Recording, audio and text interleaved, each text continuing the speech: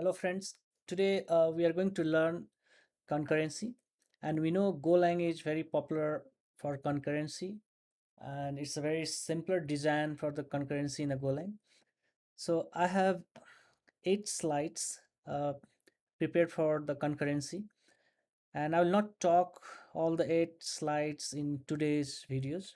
We'll talk few slides today and few slides in another video. So I'm thinking to make at least 4 videos for the concurrency. So I'll talk about the concurrency. We'll try to understand the concurrency, PS parallelism, and then in today's video we'll cover basic example of go routine, wait group, and we'll use some programs like add, sub, multiply we do without current concurrency, and then we'll use the concurrency and then see how it works with the concurrency. In the next video, we'll talk about the channels, then bidirectional channel, unidirectional channel, closing channel range, and then we'll also prepare an example. We'll write the code where there will be two go routines. One go routine keeps taking the user inputs, and another go routine keeps printing the sum.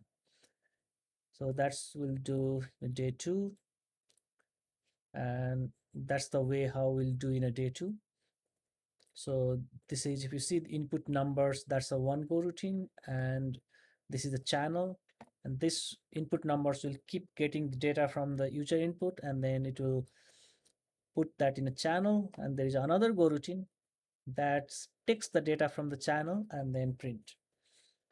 So there are two go routines in this example. In day 3 we'll cover some worker example where there will be 3 go routines keep sending data to one channel. One go routine will read data from the channel and does calculation like find prime number and keep sending to result channel. There will be another go routine read the data from the result channel and print it. So I have illustrated that in this picture here. So if you see, there are 3 go routines here. There's a write load. So it will write data 1 to 10 to this channel. Another go routine will write data from 11 to 20 to this channel, and write load. The third go routine will write the data 21 to 30 to this channel. And so these 3 go routines will be busy writing data to this channel.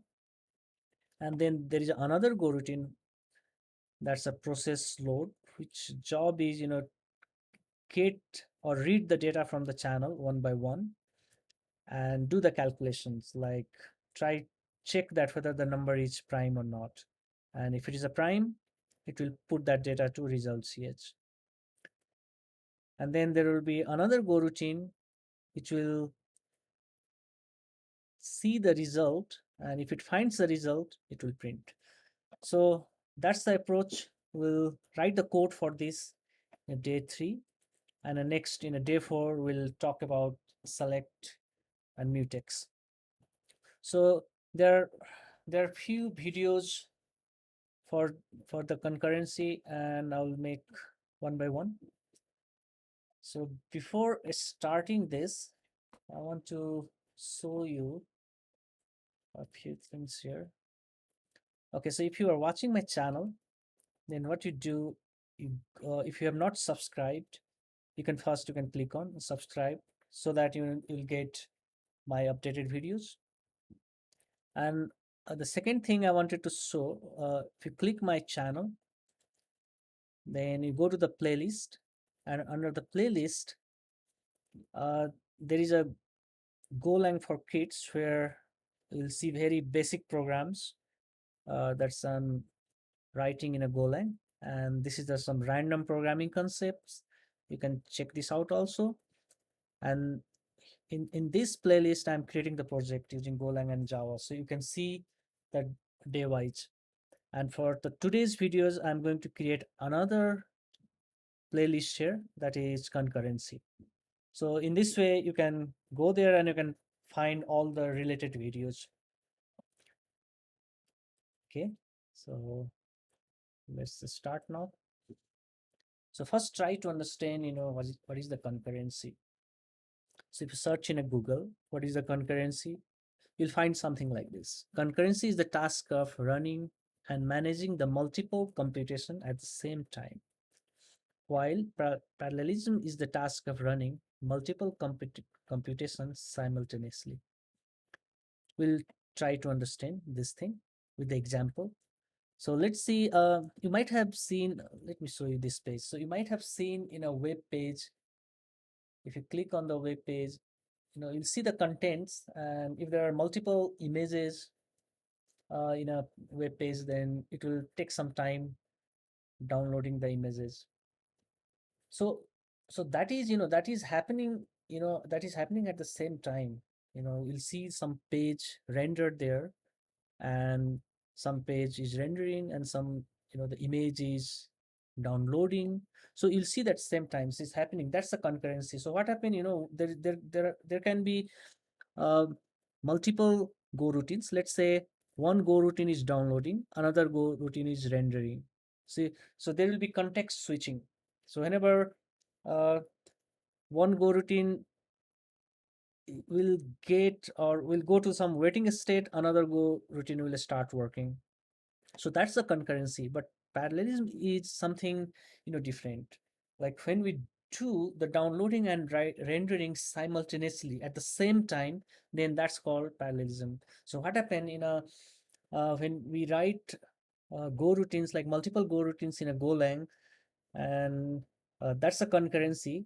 But when the CPU has multi-core, so in that case, our go routine will convert it to parallelism. So that means that concurrency turn to the parallelism when we have the multi-core CPU.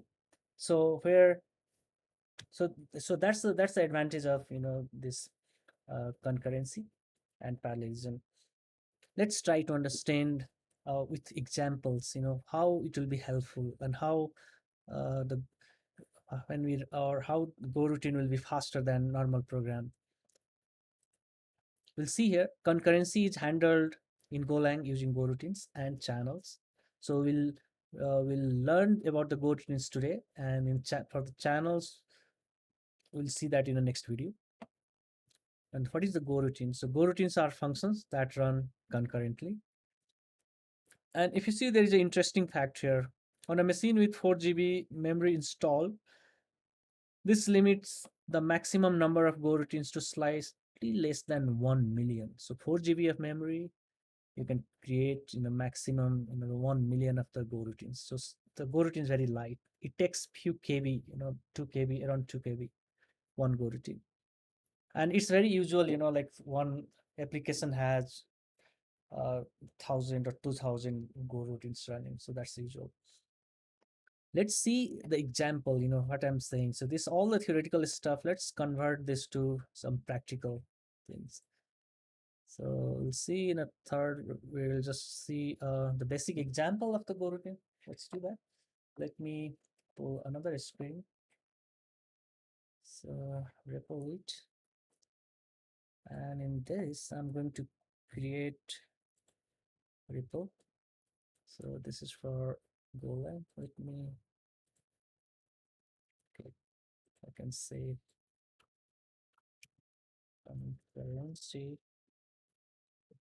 1.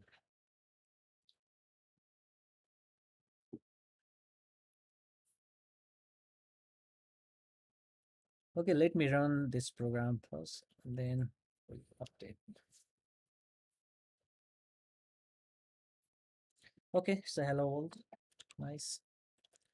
I can delete this line, and I can write another function below, func, and the function name is fun1. And what I'm going to print here is empty println, this is fun1.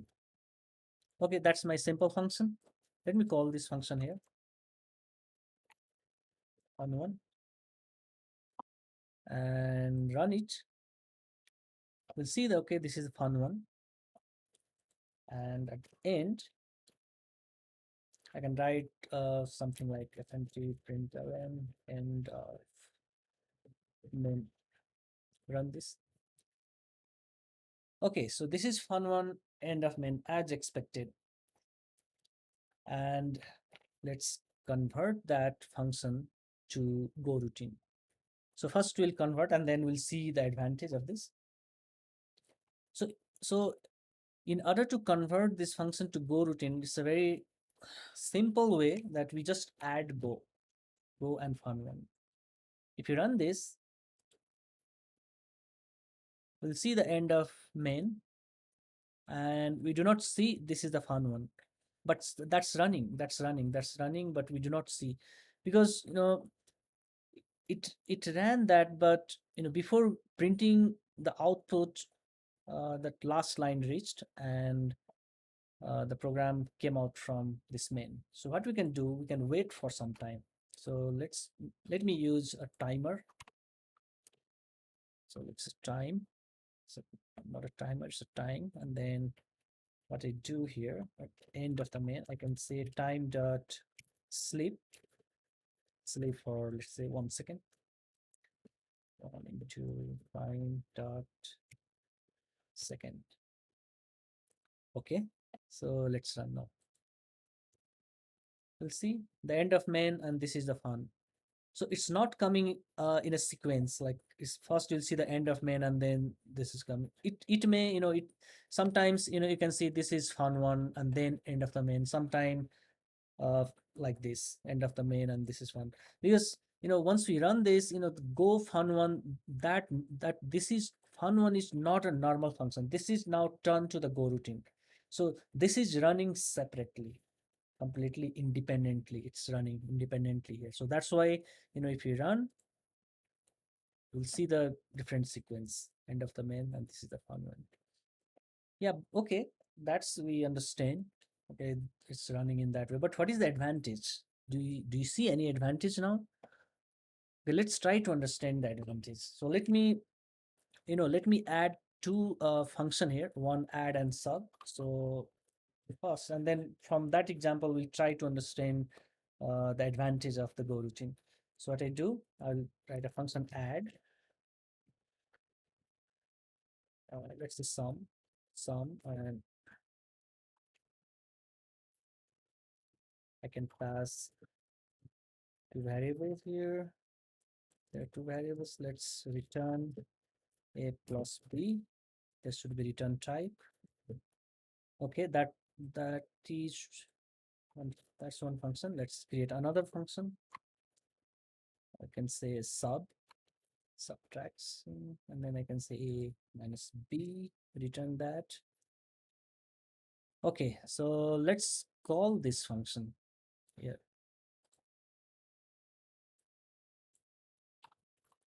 What I do, call sum 10 comma 5,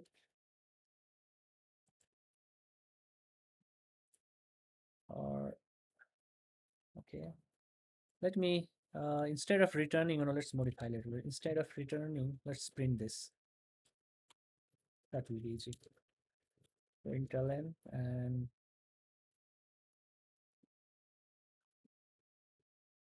do something. This one, sum equal to a plus b.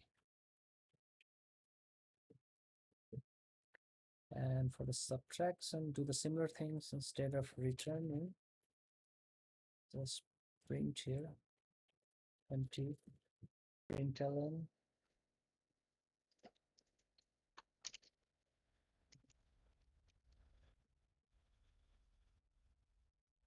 a minus b. Okay, that's good.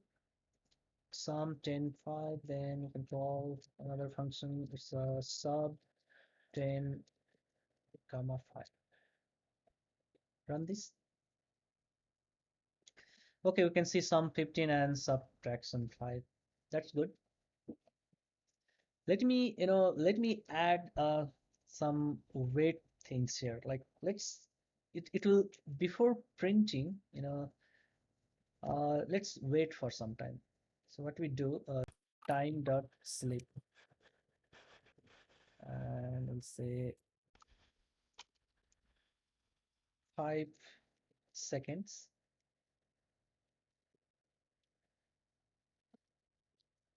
5 second. And why I'm adding this, I'll just tell you. Just a minute. Let me complete this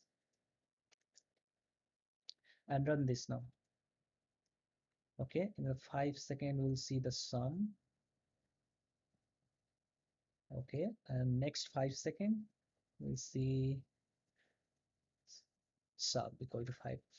So let's assume we have the function that's taking the 5 second, and there is another function that's also taking 5 seconds. So that's so in a real scenario, you can have the function, that takes 10 seconds, 15 seconds. So that's why just we do not have that logic, but we're just trying to put the sleep here so that we can see the similar behavior. So let's see, this function is taking 5 seconds and this function is taking 5 seconds. So in this case, if you run these two function, it will take total 10 seconds. It will wait for 5 seconds and then it will return sum. It will print sum, and then again it will wait for another 5 seconds and then it will print sum. So this is the normal behavior. So it's taking 10 seconds. But what happen if I change to the go routine? Let's see. I say the go, this function, and here also I will go, and then in this time, let's see how it works. So if I run end of the main, it's waiting for. Okay, so there's a one problem I found. It's we waited for this program is taking 5 seconds and this is taking 5 seconds, but it came out of the main because in the main we are waiting for just 1 second. So let's say I will wait for 15 seconds here and then run it again. Okay, so now 1, 2, 3, 4. Yeah, so in a 5 seconds you will see the result, sum equal to 5 and sum equal to 15. So this time, this time it just takes 5 seconds to run two functions. It's not taking the 10 seconds. So that's the great advantage. So that's the great advantage because we converted this function to go routine, and this each function is working independently, and you know that this function takes 5 seconds and another function takes 5 seconds. So both go routines working independently and they will be done in a 5 seconds. So that's a big advantage. So so that's the big advantage of the concurrency. Let's run once again. I'll see here. It's the end of the main. It's waiting, and in 5 seconds, we'll see the both of the result.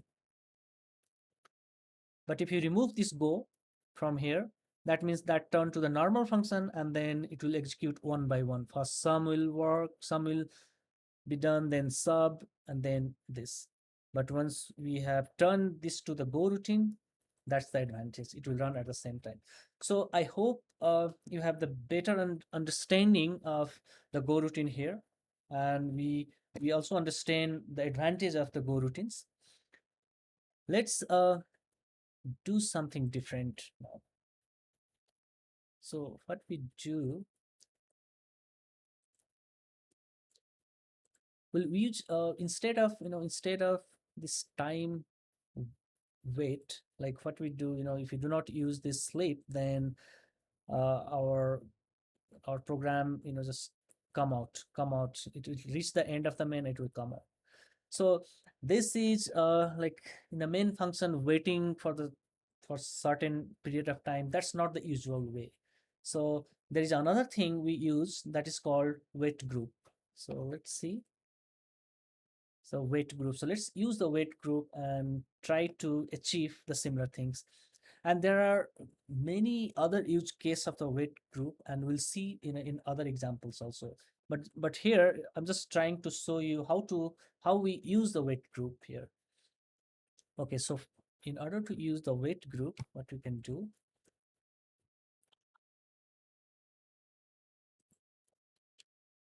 here we create the variable. So let's import sync, and then wg wait group. That's the global variable wg, and then what you can do, this is one go routine. So what we say, wg dot add one. So that's for one go routine. And here also we'll, before starting any go routine, we'll see the wg dot add one. So there are two. That means we added two two go routines in a wait group. So there are two go routines. And the next thing is what we can do, we come inside this function, and then everything is, once everything is done, like wait and its task is done printing the sum, then we'll say that okay, wait group done. So it's done. And here also what we do at the end, you can say wg done. Okay, and and now we'll not use this time wait here, and at the end we can say,